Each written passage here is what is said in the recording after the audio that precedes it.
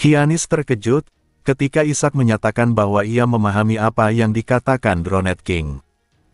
Hyanis menatapnya dengan mata membelalak, namun sebelum percakapan berlanjut, teriakan keras menggema di dek.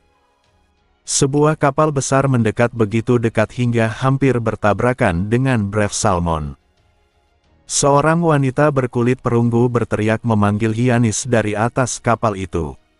Kait-kait dilempar dan segera mencengkeram Brave Salmon, tali ditarik hingga kapal berderit keras. Wanita itu melompat ke dek dengan cutlass terhunus. Para awak tampak mengenalnya dan tidak menghalangi. Wanita itu adalah Yenkos Hare, Ketua Salt Council. Meski tampak muda untuk gelarnya, ia dikenal sebagai cendekiawan Imperial Chollege yang menolak jalur akademik demi eksplorasi.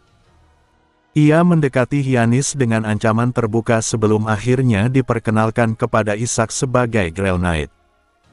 Mendengar gelar itu, sikapnya sedikit melunak. Ia menyarungkan pedangnya dan memperkenalkan diri.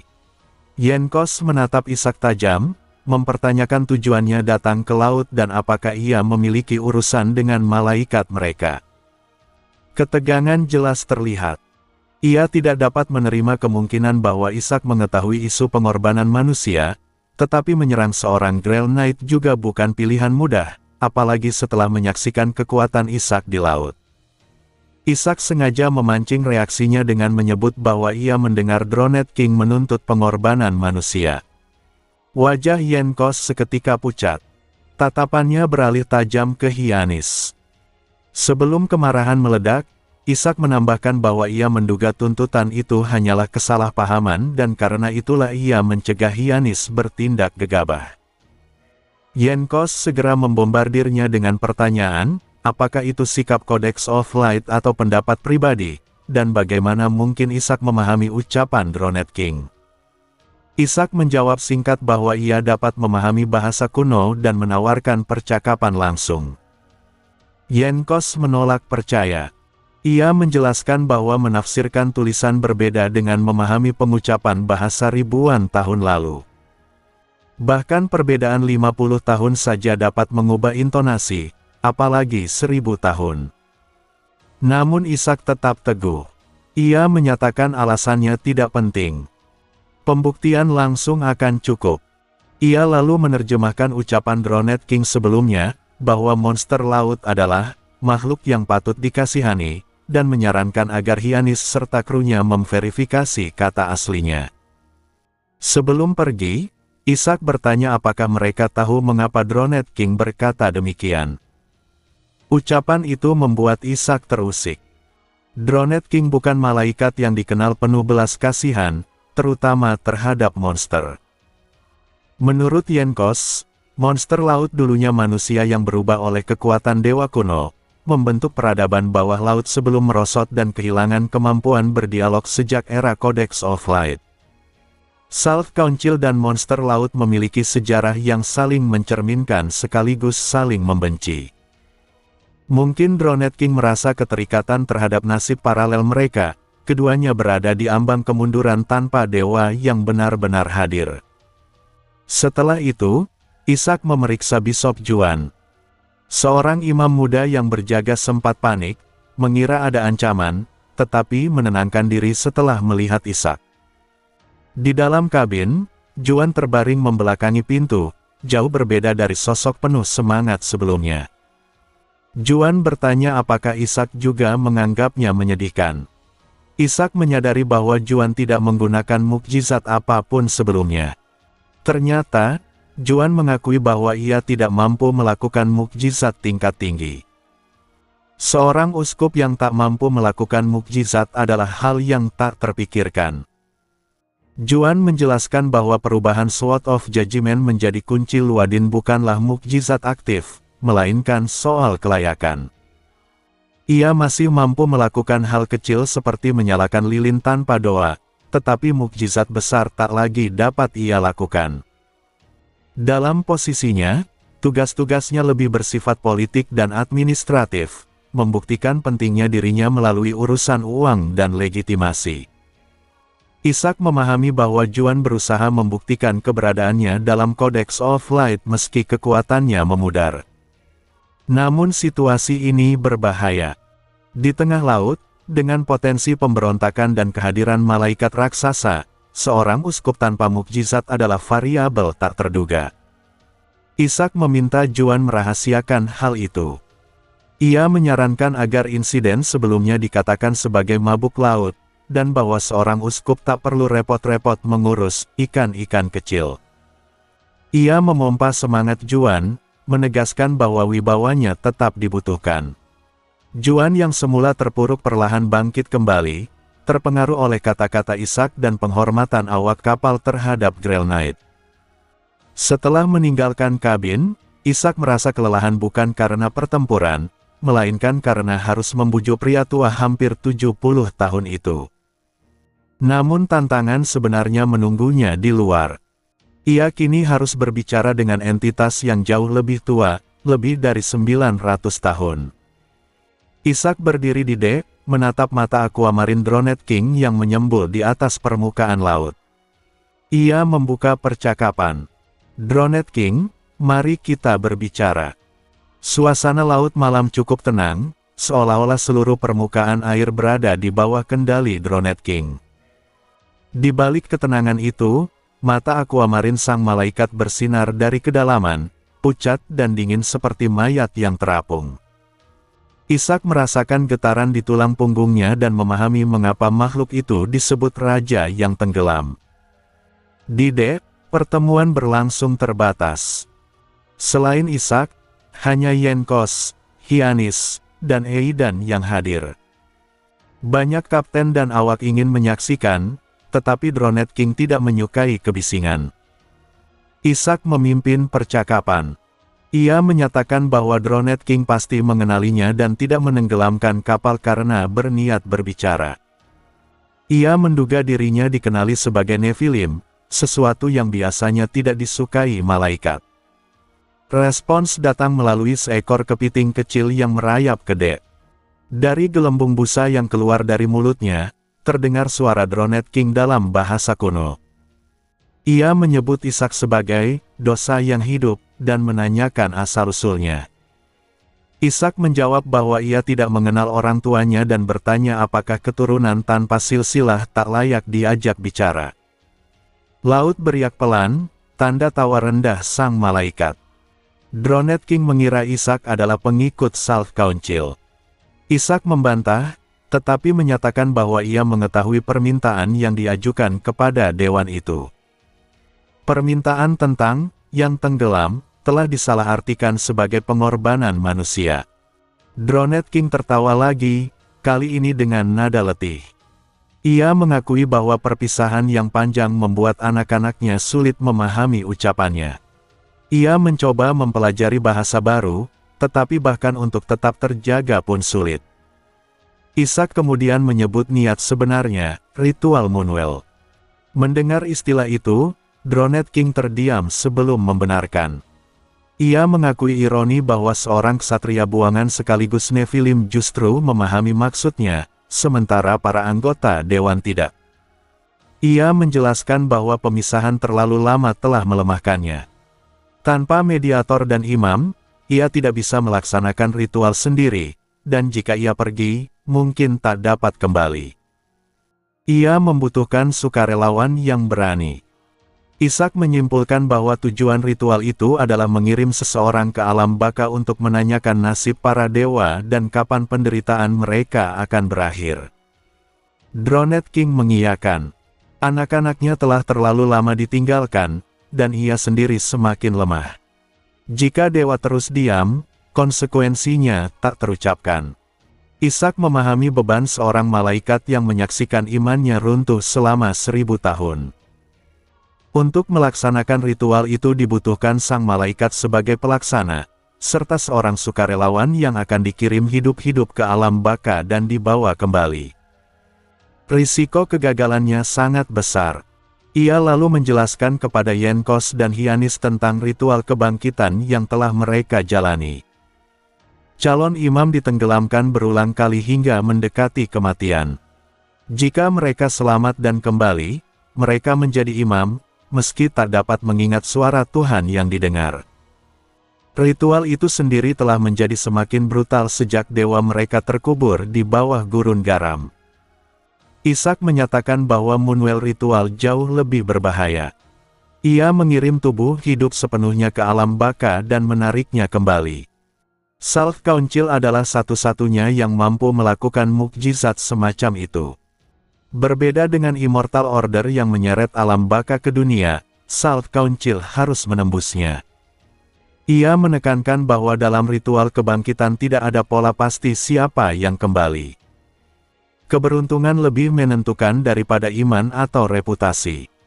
Jika Moonwell ritual semudah itu, Drowned King sudah melakukannya berkali-kali dalam 1000 tahun terakhir. Kenyataannya, ini adalah langkah terakhir yang sangat berisiko.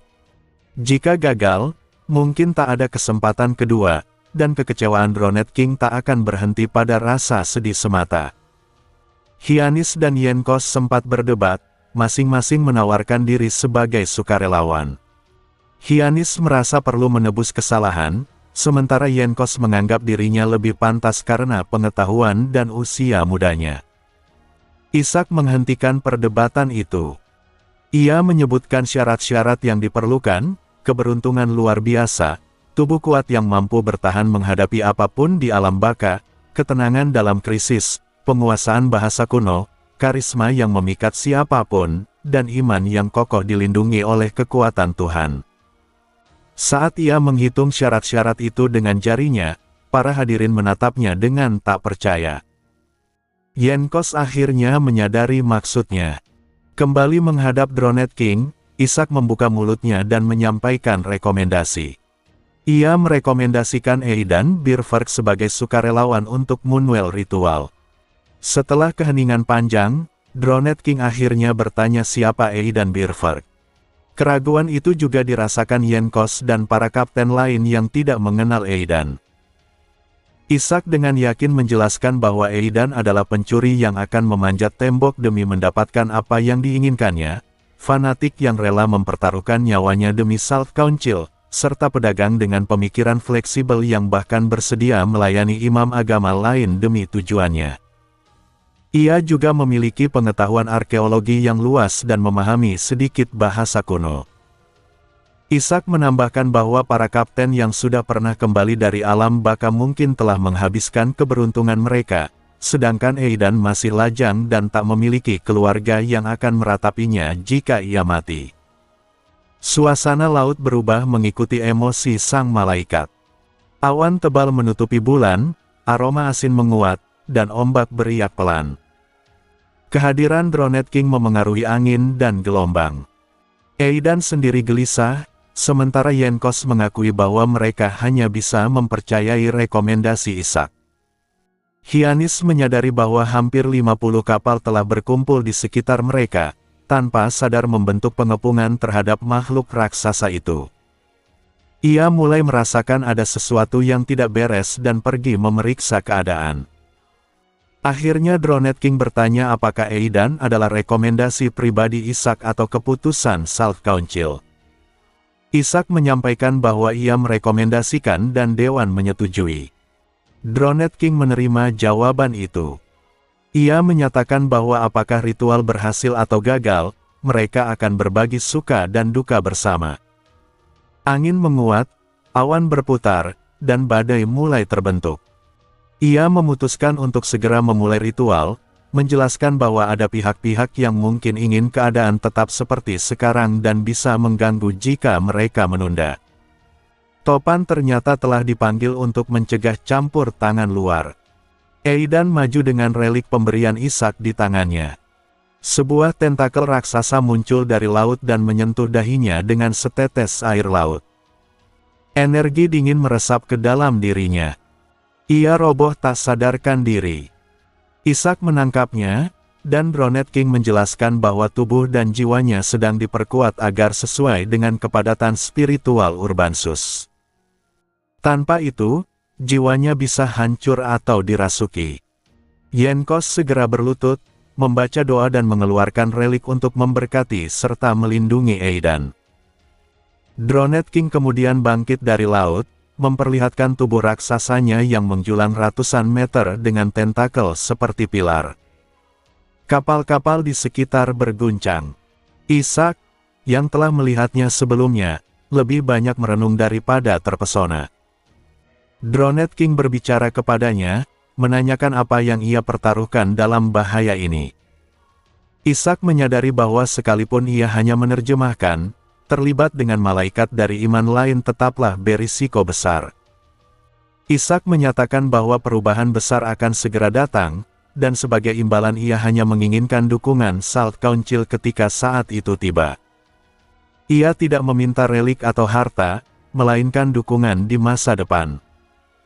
Dronet King menyebut permintaan itu samar, tetapi Ishak menegaskan bahwa ia hanya ingin Salt Council berdiri di sisinya dan tidak lagi tampak lemah serta ragu-ragu.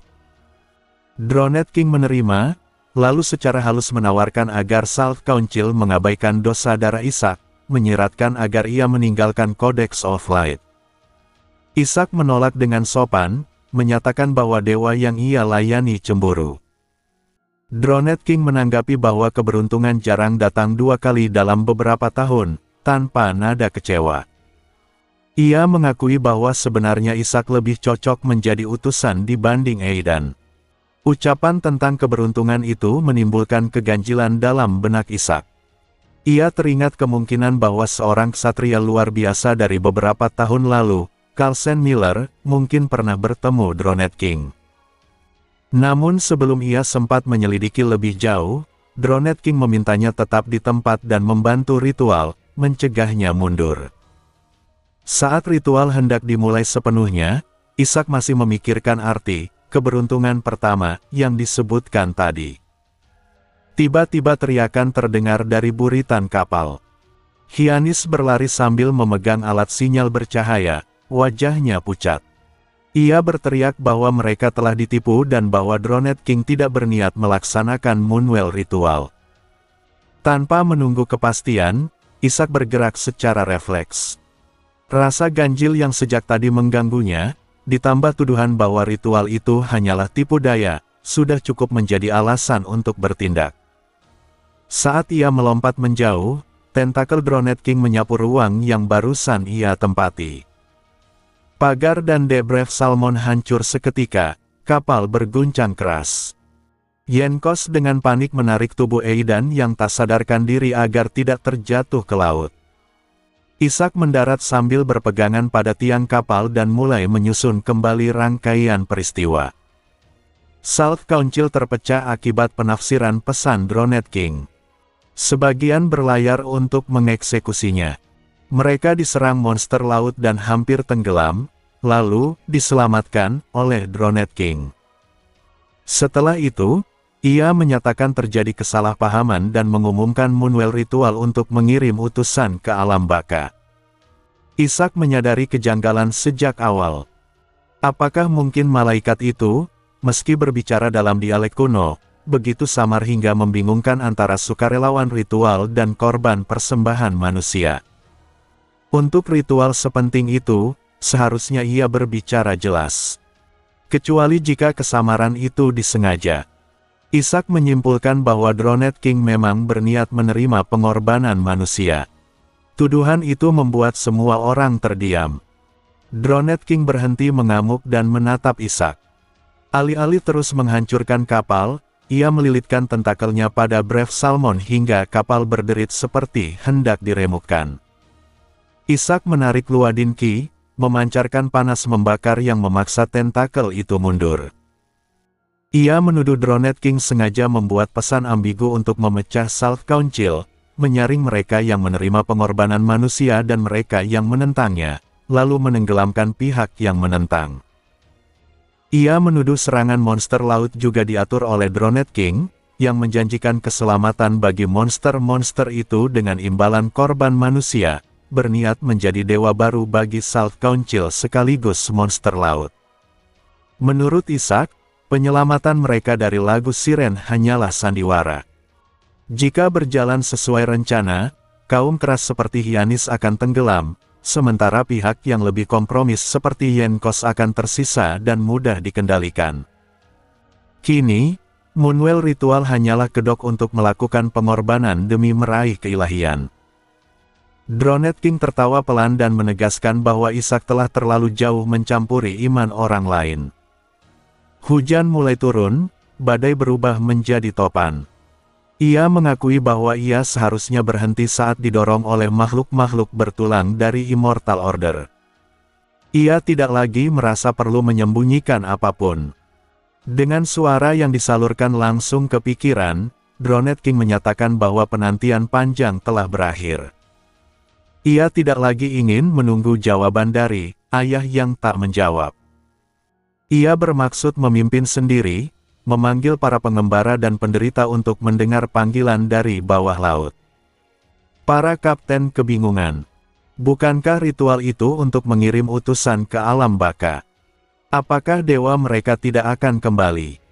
Yenkos memahami bahwa Dronet King telah menyatakan kemurtadan secara terbuka. Ishak berteriak agar Aidan dibawa ke dalam kabin, tetapi Yenkos terlalu terpukul untuk bergerak. Hyanis menyadari arus laut telah menyeret seluruh armada jauh dari daratan, menahan mereka di tengah laut. Lebih dari separuh anggota Salt Council kini berkumpul di satu tempat. Nasib mereka akan ditentukan di sini. Hyanis mendesak persiapan perang. Yenkos gemetar, akhirnya menghunus Cutlass dan justru mengarahkannya pada Hyanis, bersikeras bahwa ritual masih berlangsung. Di sisi lain kapal, Ishak tak sempat memedulikan konflik itu. Dronet King terlalu besar dan medan pertempuran, laut, sepenuhnya menguntungkannya. Ishak bahkan kesulitan menjaga keseimbangan di atas dek yang diguncang badai. Dronet King, dengan nada mengejek, bertanya apakah Ishak berniat melawan. Ia mengancam akan menyeretnya ke jurang laut dan menguras udara dari paru-parunya. Sebuah tentakel raksasa terangkat dan dihantamkan untuk membelah kapal menjadi dua. Ishak mengangkat Luadinki. Api menyala hebat, membentur tentakel yang menghantam turun. Panas yang mengerikan meledak dari Luadinki ketika Ishak menuangkan kekuatan sucinya yang berharga ke dalamnya. Api suci itu menghantam tentakel Dronet King dan membakarnya hingga memutih, uap mengepul dari kelembapan yang menguap. Semua orang yang menyaksikan dipenuhi keterkejutan. Mereka sebelumnya sudah bersiap melompat ke laut hanya dengan melihat tentakel raksasa itu diangkat. Ishak menyadari bahwa bukan dirinya yang menjadi jauh lebih kuat, melainkan Dronet King yang sejak awal menahan diri. Meski tentakelnya terbakar, nada suara malaikat itu tetap tenang. Ia terus menekan ke bawah hingga di bawah kaki Ishak nyaris hancur. Ishak menyindir bahwa Dronet King enggan menenggelamkan kapal meski berbicara tentang menyeretnya ke kedalaman. Dronet King menjawab bahwa ia tak perlu menyakiti para pengikutnya sendiri. Keyakinannya tampak jelas, para anggota Salt Council akan berpihak padanya. Ishak baru menyadari bahwa kru di sekelilingnya tak bergerak. Bahkan mereka yang datang untuk membunuh Dronet King tampak ragu. Hyanis sebelumnya telah memperingatkan bahwa jika benar-benar berhadapan langsung, lebih dari separuh pihak mereka bisa berbalik arah. Kini hal itu terbukti. Bahkan Yenkos yang seharusnya melindungi Aidan justru mengarahkan pedang pada Hyanis.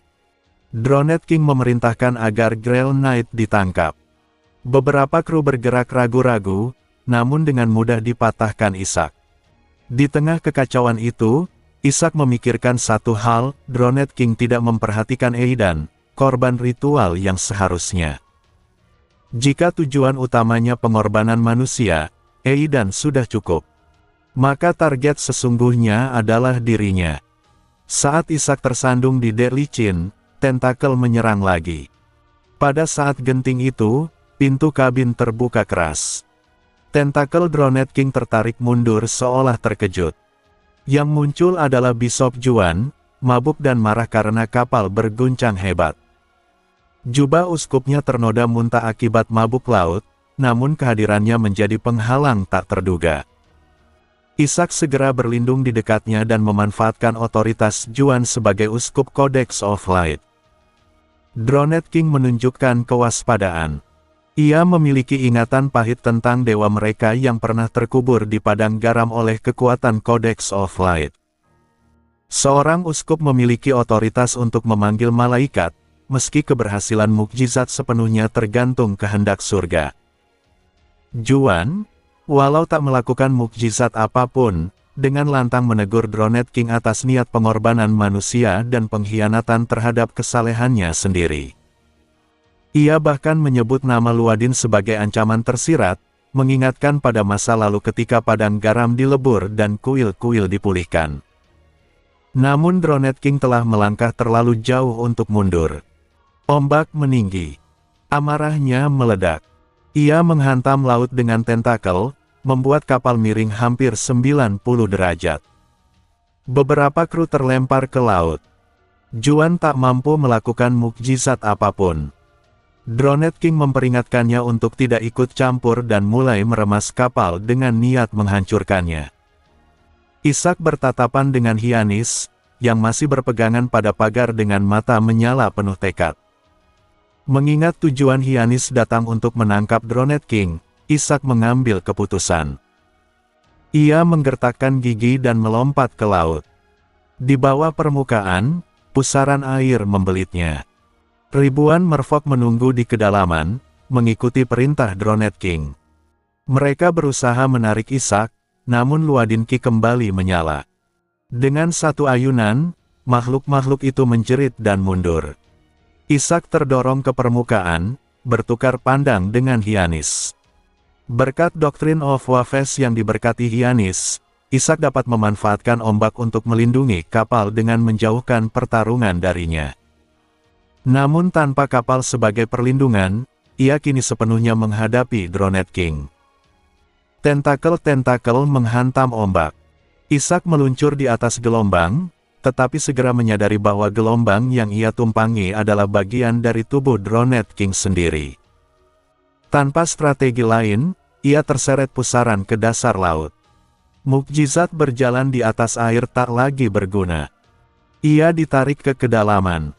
Beruntung, setelah memakan jenderal laut dalam sebelumnya, ia mampu bernapas di bawah air. Di kedalaman gelap itulah Ishak melihat wujud utuh Dronet King. Dari bawah, ukurannya jauh lebih mengerikan dan menindas. Dronet King membelit Ishak dengan tentakel seolah menyayanginya dan berbisik bahwa ada celah dalam tuduhannya. Ia memang berniat melaksanakan Moonwell ritual jika Salt Council membawa orang yang tepat. Pengorbanan manusia hanyalah pilihan terakhir. Namun semua berubah ketika ia bertemu Ishak. Anak-anak Salt Council takkan mampu bertahan di Urbansus. Tubuh mereka akan hancur oleh tekanan dunia itu. Hanya mereka yang dilatih, diundang secara ilahi, dibentuk ulang tubuhnya, atau terlahir sesuai seperti Nephilim yang bisa kembali hidup. Namun Ishak berbeda. Dronet King mengungkap bahwa Immortal Order pernah menjanjikan memecahkan padang garam jika Kalsen menjadi iman ke-9, tetapi janji itu gagal karena Kalsen telah tiada. Kini ia melihat peluang baru. Ishak bisa menjadi pengorbanan yang cukup untuk membuatnya naik menjadi dewa dan menantang tahta ke-9 yang kosong, mengakhiri penantian ribuan tahun. Dengan kegembiraan yang tak tersembunyi, Dronet King menyatakan bahwa korban yang ia inginkan adalah Ishak. Pada saat itu, api dingin menyala di dalam hati Ishak. Sebuah suara menggema. Nameles Chaos mengawasinya. Nameles Chaos menginginkan ia menaklukkan Dronet King. Hadiah Chaos menantinya. Rasa tertekan oleh wujud raksasa Dronet King mendadak lenyap dari diri Ishak. Alih-alih menunjukkan ketakutan seperti yang diharapkan, Ishak menatap balik dengan sorot mata yang tak terbaca. Dronet King yang telah lama melupakan masa lalunya sebagai nelayan biasa terbiasa melihat mata manusia yang tenggelam, penuh penderitaan, keruh oleh kematian, atau memohon ampun di tengah lautan luas. Namun mata Ishak tidak menunjukkan semua itu. Tatapan asing itu justru membingungkan dan memancing amarahnya. Di bawah perintah Dronet King, monster-monster laut bergerak cepat mendekat. Berbeda dengan saat di permukaan, kini Ishak terjebak di bawah air. Puluhan tangan putih menerjang untuk mencabiknya. Ishak mencabut Luadin Ki. Monster-monster itu sempat mundur, teringat panas membakar pedang tersebut. Namun Dronet King memerintahkan mereka maju, menyadari bahwa Ishak tak bisa menyalakan panasnya di bawah air tanpa merebus dirinya sendiri. Ishak memang tidak menyalakan panasnya.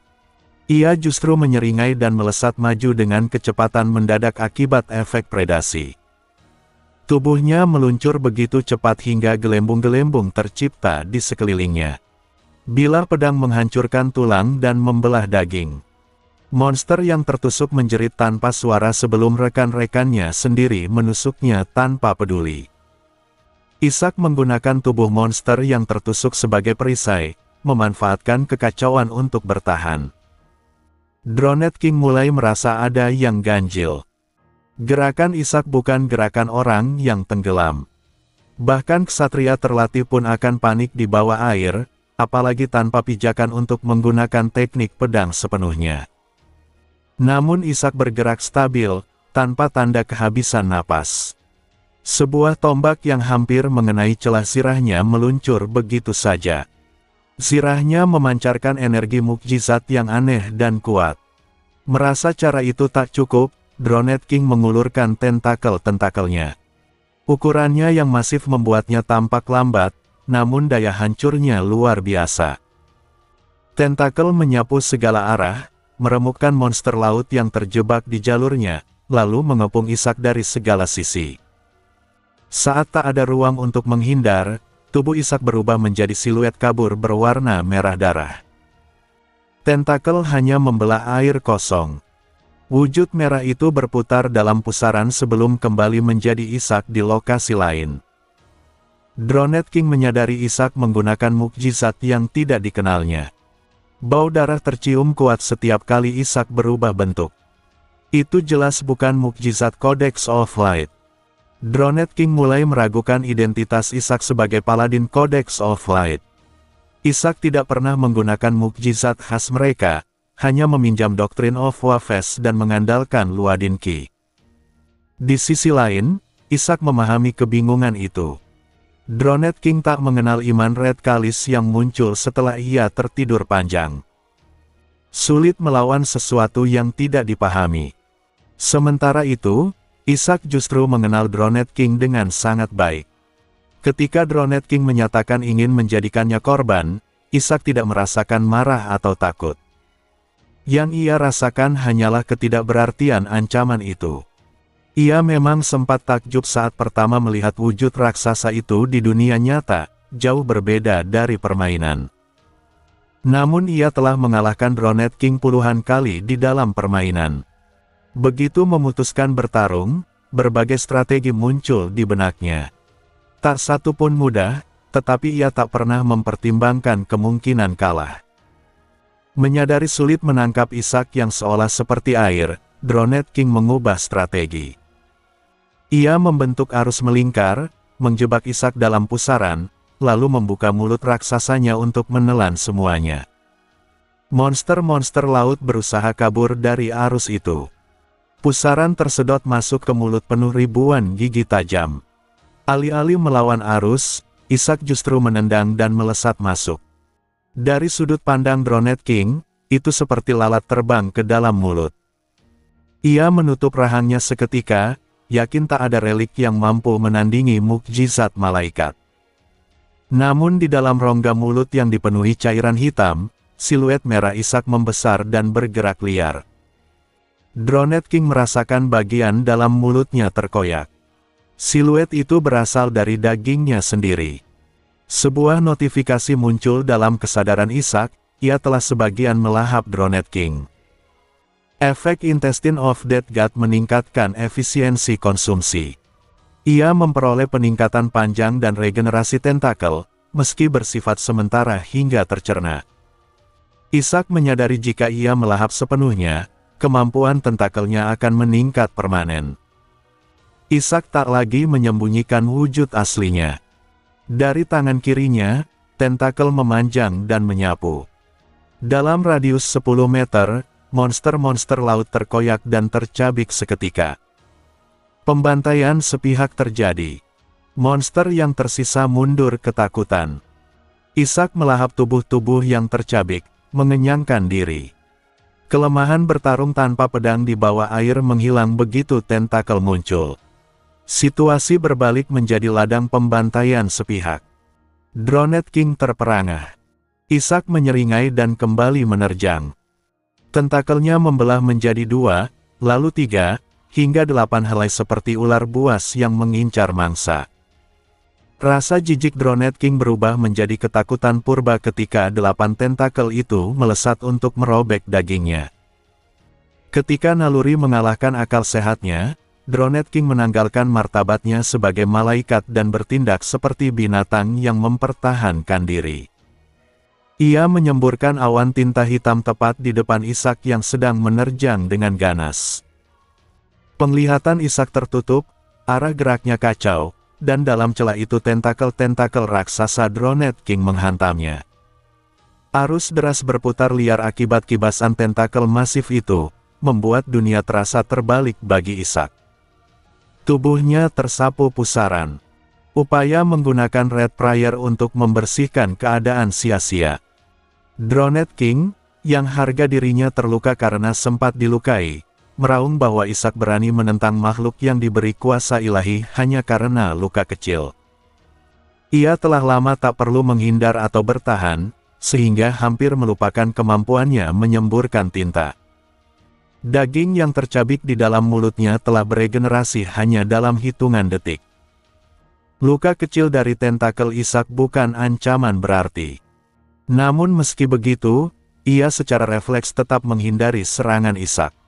Bukan karena merasa lemah, melainkan karena ia merasakan ketakutan terhadap kekuatan asing itu. Tentakel-tentakel Dronet King melilit Ishak dari segala arah.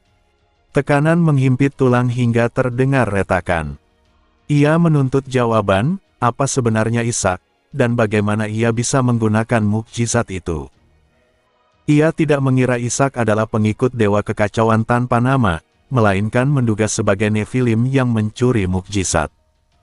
Meski tulangnya remuk, Ishak tetap menyeringai dan tampak mengejek.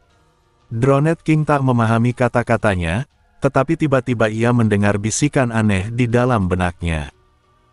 Suara lembut namun tajam itu seakan berbicara langsung ke pikirannya, mengejek kecerdasannya yang menurun seperti gurita yang menyemburkan tinta lalu memutus anggota tubuh demi kabur. Suara itu menyinggung kesendiriannya selama 1000 tahun di laut dalam, tanpa mendengar firman Tuhan maupun menyaksikan Urbansus. Ia mempertanyakan apakah Dronet King takut telah merosot menjadi monster legenda belaka. Amarah dan kebingungan membuatnya mengamuk. Tentakel-tentakel mengaduk lumpur dan darah hingga kegelapan makin pekat. Tersadar oleh kengerian bisikan itu, Dronet King menggigit putus salah satu tentakelnya sendiri untuk memulihkan kesadaran melalui rasa sakit. Barulah ia menyadari adanya warna asing beriak di antara tinta hitamnya. Suara itu berasal dari sana. Ia telah terperdaya oleh halusinasi yang cukup kuat untuk memengaruhi malaikat. Ishak, yang terbebas dari lilitan tentakel terputus, tersenyum pahit dan tanpa suara menyatakan bahwa semuanya sudah terlambat. Seketika sesuatu mulai mengencangkan tubuh Dronet King. Retakan merah muncul di sekujur tubuhnya. Tatapannya terangkat ke arah permukaan laut. Di atas, Hyanis berteriak saat melihat bayangan raksasa bernuansa merah naik dari kedalaman. Ia dan Yenkos tengah melakukan tindakan yang bisa dianggap penghujatan, menggunakan relik Salt Council untuk menangkap malaikat Salt Council sendiri. Relik itu adalah Net of the Fisher King, rosario kayu yang tiap butirnya menyimpan jaring tak berbentuk dan tak terukur, mampu menarik apapun yang menjadi targetnya. Relik inilah yang dahulu mengangkat tubuh sang Fisher King dari laut dan membangkitkannya sebagai Dronet King. Kini relik yang sama dipakai untuk menyeretnya kembali dari kedalaman. Yenkos diliputi kegelisahan. Ia sadar membiarkan perburuan malaikat sama berdosanya dengan pemberontakan. Namun netralitas tak lagi mungkin setelah menyerang Uskup Codex of Light dan menjatuhkan Grail Knight ke laut. Ia memutuskan mengikuti langkah yang sudah terlanjur diambil. Laut mulai bergolak.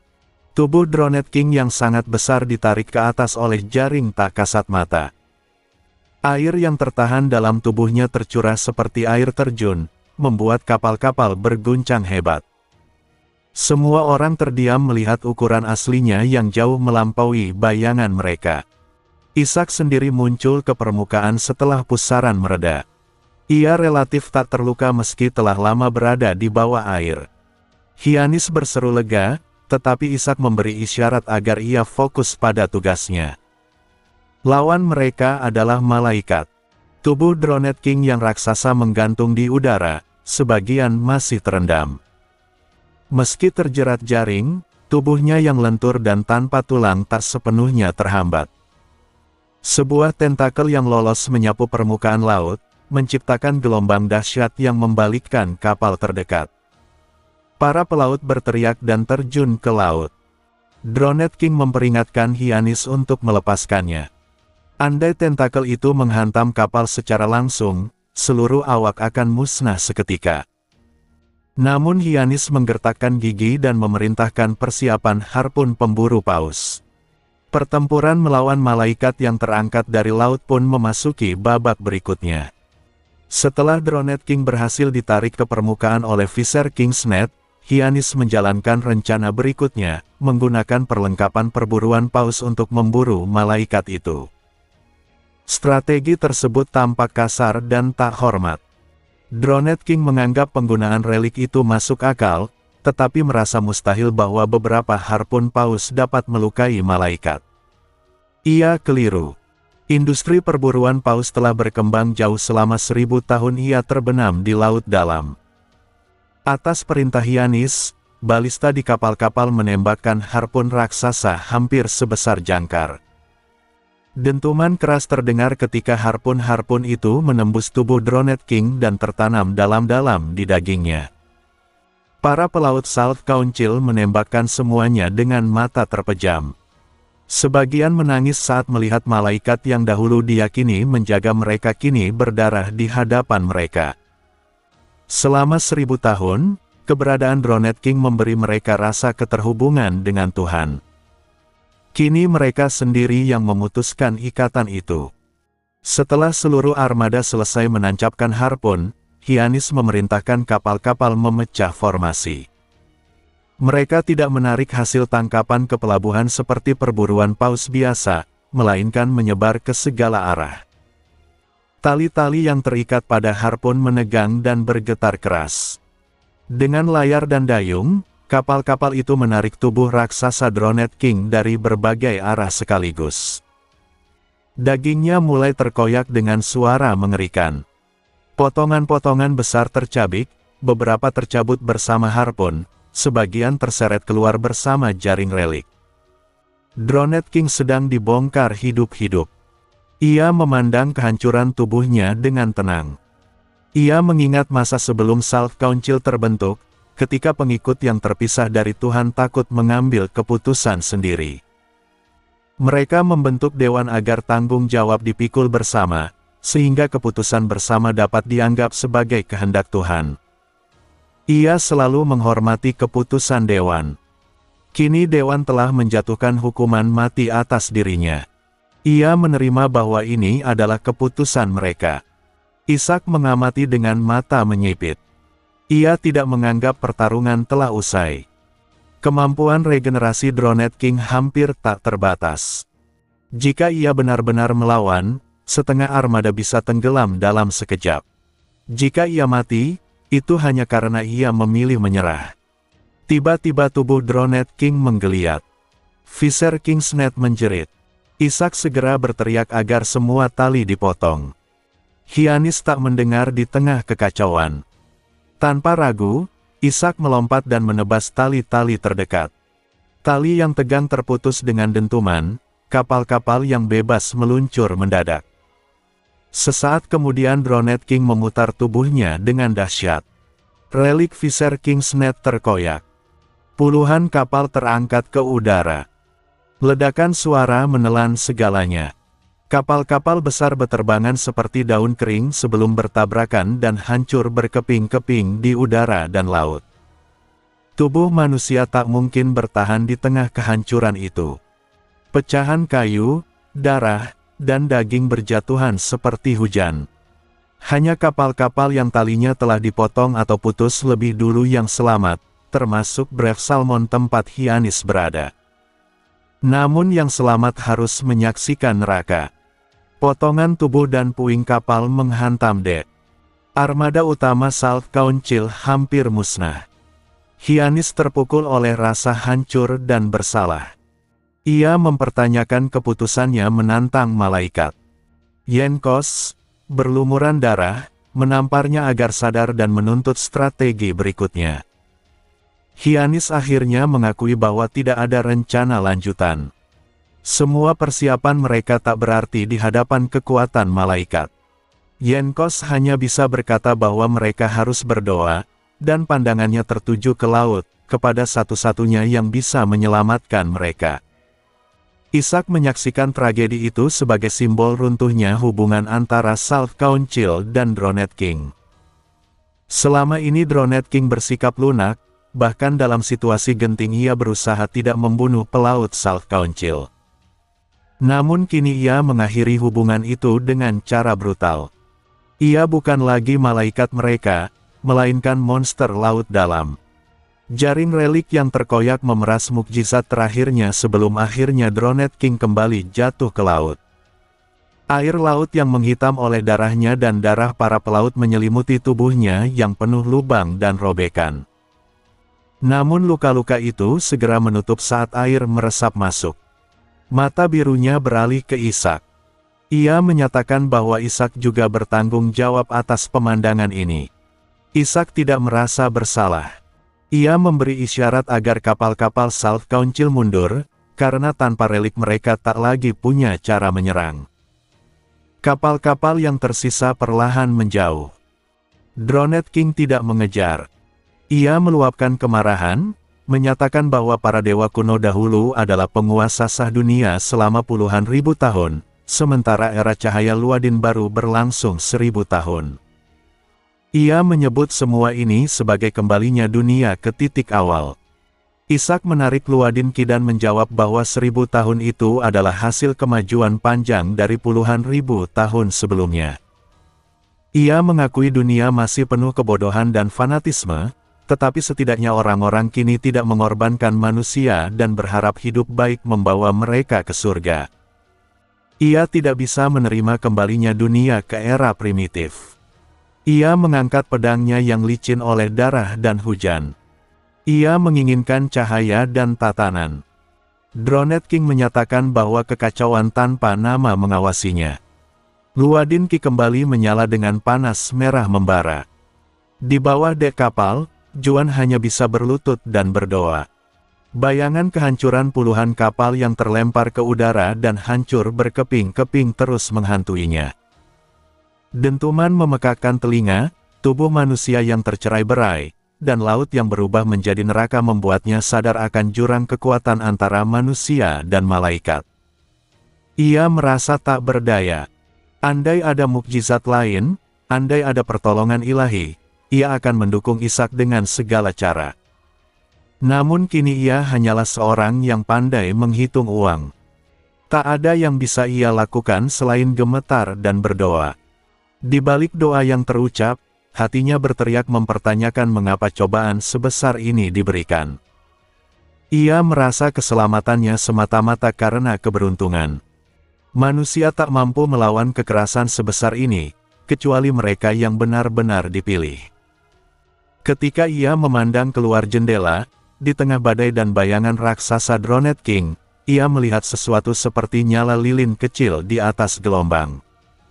Ia tersentak dan berlari ke dek, mengabaikan upaya seorang imam muda yang hendak menahannya. Brave Salmon sedang menjauh dari pusat pertempuran, namun Ishak tidak terlihat di kapal. Juan bertanya pada Hyannis, dan Hyannis hanya menunjuk ke laut. Di tengah badai, tepat di bawah tubuh raksasa Drowned King, sebuah cahaya kecil menyala.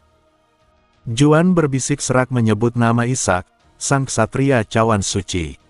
Di laut, Dronet King mendengarkan pernyataan Ishak tentang cahaya dan tatanan. Ia mengakui bahwa kata-kata Ishak mengandung kebenaran. Hukum yang diucapkan Ishak adalah hukum yang selama ini ia junjung selama 1000 tahun. Namun meski mengakui kebenaran itu, ia tetap menggerakkan tentakel menyerang. Ishak berlari di atas gelombang.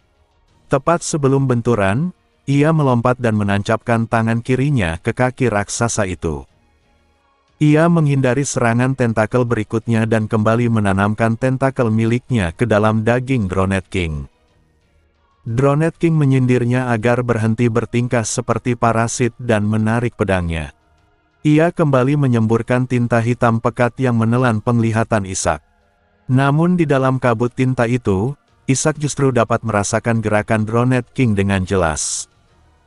Ia menghindari serangan demi serangan seolah telah memprediksi semuanya, bahkan membuat tentakel-tentakel Dronet King saling menghalangi. Dronet King menyadari sesuatu yang ganjil.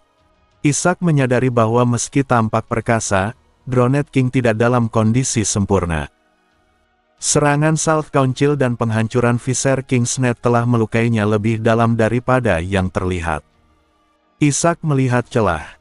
Kelemahan Dronet King ada pada 8 mata birunya. Ia memanfaatkan arus yang sengaja dibuka Dronet King sebagai jebakan, meluncur dengan arus itu dan mendekati kepalanya. Sebelum Dronet King sempat bereaksi, tentakel Ishak menembus salah satu mata biru tersebut. Di atas kepalanya, Ishak berbisik agar ia tak lagi meremehkan parasit. Teriakan Dronet King mengguncang laut dan langit. Dari kejauhan, para pelaut menyaksikan cahaya merah kecil bergerak di tubuh raksasa itu di antara kabut tinta. Mereka gemetar menyaksikan satu orang melawan makhluk yang sebelumnya menghancurkan puluhan kapal. Juan terisak. Ia menyadari bahwa selama ini ia memandang Ishak dengan logika pedagang, memikirkan nilai politik dan keuntungan, bukan makna sejati tindakannya. Ia merasa malu. Namun jeritan para pelaut membuatnya mendongak. Dari kejauhan, cahaya Luadin Ki tampak meredup, terjerat tentakel raksasa.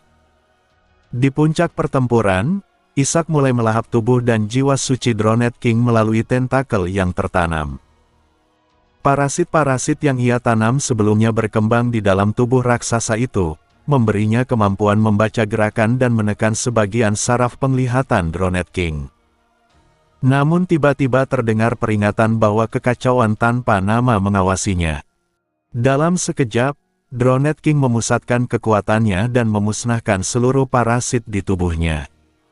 Ishak terkejut. Tatapan Dronet King yang terpelintir menahannya. Dengan kekuatan luar biasa, Dronet King membelenggu tangan Ishak hanya dengan tekanan kelopak matanya. Tentakel-tentakel raksasa mengikat tubuh Ishak, kini tanpa niat menyisakan hidupnya. Ia mengungkapkan bahwa Ishak telah salah menilai kelemahannya. Selama ini ia hanya menahan kekuatan untuk mempersiapkan kenaikan menjadi dewa. Kini ia melepaskan cadangan kekuatan itu. Ia menyatakan bahwa jika Ishak tetap memegang pedangnya dan bertarung sebagai ksatria suci, hasilnya mungkin berbeda.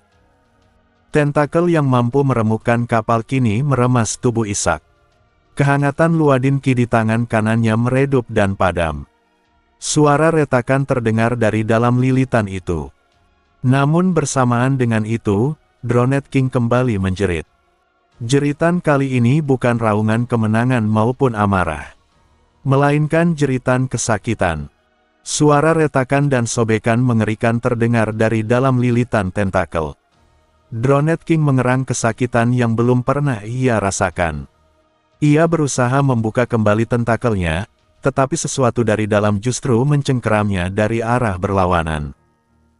Bunyi yang terdengar bukanlah suara Ishak yang dihancurkan di dalam zirahnya, melainkan suara daging dan otot Dronet King sendiri yang dikunyah hidup-hidup.